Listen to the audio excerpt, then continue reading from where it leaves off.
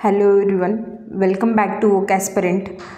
तर आज आपण लेखा आणि कोशागारची जी एक्झाम झाली आहे त्याच्यामध्ये कुठले कुठले क्वेश्चन्स आले होते ते बघणार आहे. तर पुणे, नागपूर आणि संभाजीनगर या 3 विभागांची एक्झाम जी आहे ती झालेली आहे. त्यानंतर आणखी कोकणची एक्झाम बाकी आहे, त्यानंतर नाशिकची देखील एक्झाम बाकी आहे, त्यानंतर अमरावतीचं जे ते टाईम टेबल आलेलं आहे. आणि त्यामुळे आपल्याला नेहमी भीती असते की एक्झाम पॅटर्न कसा असेल किंवा क्वेश्चन कसे आलेले असतील. त्यातले त्यात मराठी किंवा इंग्लिशबद्दल फक्त पॅटर्न जरी समजला तरी आपण ओके असतो. परंतु जी की हा असा सब्जेक्ट आहे जो प्रत्येकालाच म्हणजे ताण देतो. कितीही हुशार विद्यार्थी असेल तरी पण तो सांगू शकत नाही की त्याला म्हणजे 25 पैकी 20 क्वेश्चनसुद्धा येत असतील. एकदम टॉपर जे लोक असतात त्यांनासुद्धा म्हणजे त्यांची देखील अपेक्षा असते की त्यांना 18-19 किंवा 20-21च्या आसपास मार्क्स येतील. यापेक्षा जास्त अपेक्षा अगदी जे सिलेक्ट होणारे कॅन्डिडेट आहे बाकीच्या एक्झाममध्ये देखील असेल ते सुद्धा ठेवत नाही. जसं मराठी म्हणा किंवा इंग्लिश, त्यानंतर मॅथ, रिझनिंग ह्या 3 सब्जेक्टमध्ये बऱ्याचशा लोकांनी म्हणजे छान केलेला असतं. अभ्यास देखील म्हणजे एवढा चांगला केलेला असतो की ते मराठीमध्ये 25 पैकी 25 किंवा इंग्लिशमध्ये 23-24 आणि मॅथ रिझनिंगमध्ये देखील 23-24 मार्क्स जे ते घेत असतात.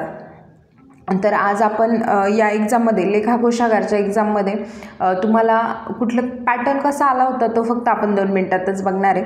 आणि त्यानंतर पुणे, नागपूर आणि छत्रपती संभाजीनगर या 3 ठिकाणांसाठी GSचे क्वेश्चन कसे आले होते मेनली तेच डिस्कस करणार आहे. GSचेच क्वेश्चन जास्त असणार आहे आज. बाकीचं म्हणजे व्हिडिओ थोडा मोठा देखील होऊ शकतो कारण क्वेश्चन जेवढ्याचे भेटले मला तेवढे सगळे क्वेश्चन जे ते टाकण्याचा प्रयत्न केला आहे. तर मराठीचं बघू शकतात. मराठीचा जो TCSचा जो नेहमीचा पॅटर्न आहे, समानार्थी शब्द, विरुद्धार्थी शब्द, प्रयोग, समास, अलंकारिक शब्द, म्हणी, उतारा आणि यामध्ये जर ॲड झालं तर शुद्ध शब्द किंवा अशुद्ध शब्द ओळखा. या प्रकारचे काही 2-4 ॲडिशन होतात फक्त की लेखकांचे नावं सांगा किंवा जर इन केस पॅटर्न बदलला तर. ज्या बाकीच्या एक्झाम झाल्या आहेत त्यांचं तर हेच राहिले. बाकीच्या एक्झाम्सला पुस्तकं देखील विचारले नव्हते की पुस्तक व त्यांचे लेखक कोण आहे हे विचारलं गेलं नव्हतं किंवा लेखकांची टोपण नावं देखील TCS जे ते विचारतं. जर तुम्हाला एकदम असं परिपूर्णच करायचं असेल की काहीही आलं मराठीचं तर मला येईलच तर ह्या लिस्टसोबतच तुम्ही लेखक व त्यांची नावे म्हणजे लेखक व त्यांची टोपण नावे, त्यानंतर पुस्तकं त्यांनी लिहिली असतील वेगवेगळे ते देखील करून जा. त्यानंतर शुद्ध अशुद्ध शब्द, व्याकरणाचे नियम आहे ते देखील बघून जा. तर TCSचा एवढाच पॅटर्न आहे. याबाहेर शक्यतो TCS मराठीला काही विचारत नाही. त्यानंतर इंग्लिशचं देखील सिनोनिम, अँटोनिम, त्यानंतर फिल इन द ब्लँक्स, त्यानंतर para jumble, idiom and phrases, cloze test, article and preposition आणि पॅसेज. जनरली इंग्लिशचा देखील TCSचा हाच पॅटर्न आहे. याबाहेर जे ते जास्त काही विचारत नाही. आणि जनरली जर कधी कधी TCSने विचारलं तर मग एररवरती जास्त क्वेश्चन जे ते येतात. परंतु आहेत आय थिंक या एक्झामला पण एररवरती क्वेश्चन, परंतु जास्त नाही आहे. मागच्या काही दिवसांपासून जर तुम्ही बघितलं असेल समाज कल्याणच्या एक्झामपासून तर एररवरचे क्वेश्चन जे ते थोडे कमी झाले. त्या तुलनेत जर तुम्ही थोड्या आधीच्या सरळ सेवा एक्झाम बघितल्या असतील TCSच्या, जर तुम्ही तलाठी बघितलं असेल, त्यानंतर कारागृह विभाग बघितला असेल तर तिथे त्यांचा एरर फाइंडिंग ते पण ग्रामरचे एरर यावरती जास्त म्हणजे टेन्सचे जे एरर असतात. ॲक्च्युली आता एरर तुम्हालाही माहीत असतील ती वेगवेगळ्या प्रकारचे नाऊनचे एरर असतील, त्यानंतर ॲडव्हर्बचे, व्हर्बचे जे वेगवेगळे एरर असतील ते एरर असतात. परंतु TCS शक्यतो जे टेन्सचे एरर असतात ते देण्याचा प्रयत्न करते.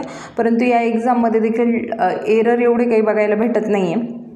क्लोज टेस्ट, पॅराजंबल आणि पॅसेज हे सगळ्यांनी नीट करून जा कारण सिनोनिम, अँटोनिम, त्यानंतर वन वर्ड सबस्टिट्यूशन या गोष्टी करायला थोडा जास्त वेळ जातो कारण ते बरंच असतं आणि एवढं लक्षात पण ठेवून होत नाही.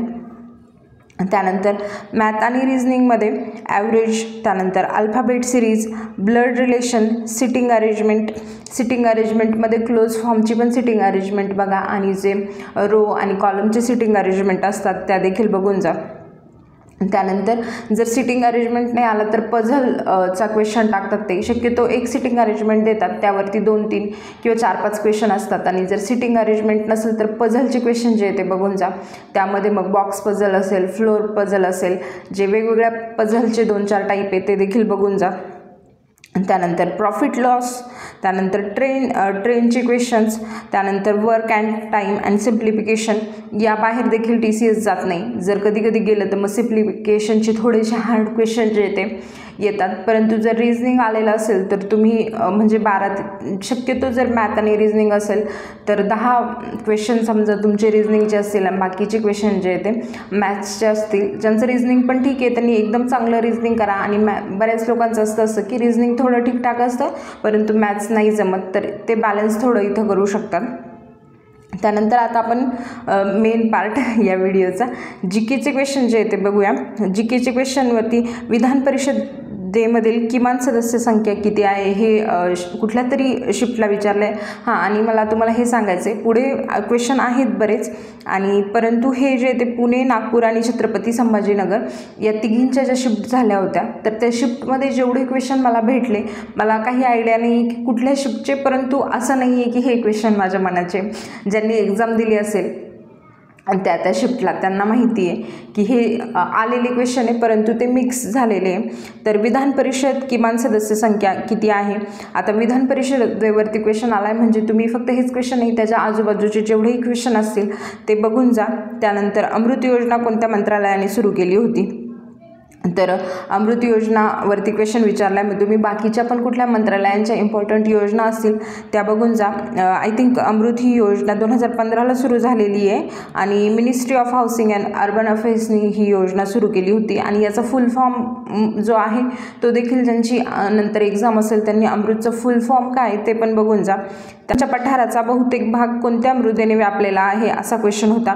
तर मृदेचे पण जे क्वेश्चन आहे किंवा दख्खन पठाराशी रिलेटेड जे क्वेश्चन आहे ते पण बघून जा. त्यानंतर युनेस्कोची लिस्टमध्ये 4 ऑप्शन दिलेले होते आणि त्यापैकी ते कुठलं प्लेस युनेस्कोच्या वर्ल्ड हेरिटेज साईटमध्ये नाही असं विचारलं होतं. तर तुम्ही सगळं बघून जा की कुठल्या स्टेटमध्ये कुठलं वर्ल्ड हेरिटेज साईट आहे, टोटल किती आहे, त्यानंतर कुठल्या स्टेटमध्ये सगळ्यात जास्त वर्ल्ड हेरिटेज साईट आहे. रिसेंटली जी 43 नंबरची जी वर्ल्ड हेरिटेज साईट बनली आहे ती पण बघून जा. म्हणजे युनेस्कोच्या लिस्टवरती TCS नेहमी क्वेश्चन विचारतं.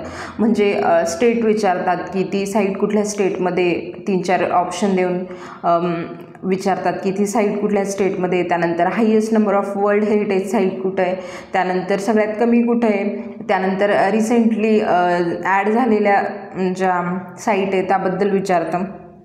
त्यानंतर राज्यात कनिष्ठ सभागृह कोणते आहे. आता विधान परिषद आणि कनिष्ठ सभागृह याबद्दलचे जे क्वेश्चन आहे ते जर तुम्ही चांगला स्टडी केलेला असेल तर ॲक्च्युली तुम्हाला अडायला नाहीच पाहिजे. म्हणजे ज्यांनी थोडासाही स्टडी केला आहे हे असे क्वेश्चन पॉलिटीचे जे एकदम बेसिक होते ते कुणालाच अडलेच नसतील अशी अपेक्षा आहे. त्यानंतर 1857च्या उठावानंतर बहादूर शाह जफर यांना कुठे पाठवण्यात आले होते. तर त्यांना रंगूनच्या तुरुंगात जे ते पाठवण्यात आलं होतं. त्यानंतर निवडणूक आयोगाची स्थापना कोणत्या वर्षी झाली होती. त्यानंतर वासुदेव बळवंत फडके यांच्याबद्दल एक क्वेश्चन होता. क्वेश्चन काय होता तो माहीत नाही परंतु वासुदेव बळवंत फडके यांच्याबद्दल क्वेश्चन आलेला होता. तर यांच्याबद्दल बरेच म्हणजे आहे इम्पॉर्टंट जे तुम्ही समाजसुधारक वाचलेच असेल त्यामध्ये वासुदेव बळवंत फडके यांच्याबद्दल देखील वाचलं असेल तरी पण बघून जा की त्यांनी सभा स्थापन केली होती. जशी त्यांनी ऐक्यवर्धिनी सभा स्थापन केली होती. ते एक स्वातंत्र्य सेनानी होते. बऱ्याच वेळा TCS असं देखील करतं की डिस्क्रिप्शन दिलेलं असतं. समजा वासुदेव बळवंत फडके यांच्याबद्दल देतील की त्यांनी ऐक्यवर्धिनी सभेची स्थापना केली होती, त्यानंतर ते एक स्वातंत्र्य सैनिक होते, अशी डिस्क्रिप्शन दिलेलं असेल ते ओळखायचं असतं. तर तुम्ही जे समाजसुधारक आहे त्यांच्याबद्दल नीट वाचून जा. त्यानंतर ज्या सभा स्थापन झालेल्या आहे जसं प्रार्थना समाज असेल, सत्यशोधक समाज असेल यांच्याबद्दल देखील TCS फ्रिक्वेंटली क्वेश्चन विचारत असतं ते देखील बघून जा. त्यानंतर रेग्युलेटिंग ॲक्टवरती क्वेश्चन होता. तर तुम्ही बाकीचे जे चार्टर ॲक्ट असतील, रेग्युलेटिंग ॲक्ट असतील, पिट्स इंडिया ॲक्ट्स असतील, हे सगळे ॲक्ट जे ते तुम्ही नीट वाचून जा. त्यानंतर मूलभूत हक्कांवरती काहीतरी एक बेसिकचा क्वेश्चन होता, कुठला तरी मूलभूत हक्क जो आहे तो विचारण्यात आलेला होता, या व्यतिरिक्त काही नव्हतं. त्यानंतर द्रोणाचार्य पुरस्कार कोणाला मिळाला, फिमेल कॅटेगरीमध्ये कोणाला मिळाला आहे हे विचारलं होतं. त्याच्यानंतर सूर्यकिरण नावाचा लष्करी संयुक्त सराव कुठे पार पडला. आता लष्करी सरावांबद्दल पण बरेच क्वेश्चन जे ते TCSने विचारले, त्यामुळे तुम्ही एक मागच्या एक इयरमध्ये कुठले कुठले इम्पॉर्टंट लष्करी सराव झाले ते सगळेचे सगळे बघून जा. त्यानंतर रतन टाटा यांना पद्मविभूषण कोणत्या वर्षी देण्यात आला होता, हा क्वेश्चन विचारला होता. त्यानंतर माहितीचा अधिकार याबाबत क्वेश्चन विचारला होता, अपील करण्याबाबत क्वेश्चन होता, परंतु तो क्वेश्चन नेमका काय होता ते माहीत नाही आणि मलाही तुम्हाला खोटं काहीतरी सांगायचं नाही आहे, नाहीतर मी देखील अपीलबद्दल काहीतरी क्वेश्चन बनवून टाकला असता. परंतु क्वेश्चन काय होता ते माहीत नाही, परंतु अपीलबद्दल काहीतरी क्वेश्चन होता. तर तुम्ही RTI ॲक्ट जो आहे तो 2005चा तो देखील नीट वाचून जा, त्याच्याबद्दलचे क्वेश्चन्स वगैरे ते देखील बघून जा. TCSनी तलाठीला प्रत्येक तलाठीच्या ज्या क्वेश्चन पेपर तलाठीची जी एक्झाम झाली होती त्यामध्ये प्रत्येक क्वेश्चन पेपरमध्ये RTIचे 2 क्वेश्चन आहे म्हणजे आहेच आहे. तुम्हाला प्रॅक्टिस म्हणून म्हणजे बघायचं असेल तर ते क्वेश्चन जे आहेत ते बघून जा. आणि RTI म्हणजे तुम्ही TCSची एक्झाम देताय तर त्या RTIच्या थोड्याशा 2-3 पेजेसच्या नोट्स तर काढूनच ठेवा. त्यानंतर मान्सून वाऱ्यांबद्दल काहीतरी एक क्वेश्चन विचारला होता. त्यानंतर भारतात प्रतिसरकारची स्थापना कधी झाली यावरती क्वेश्चन होता.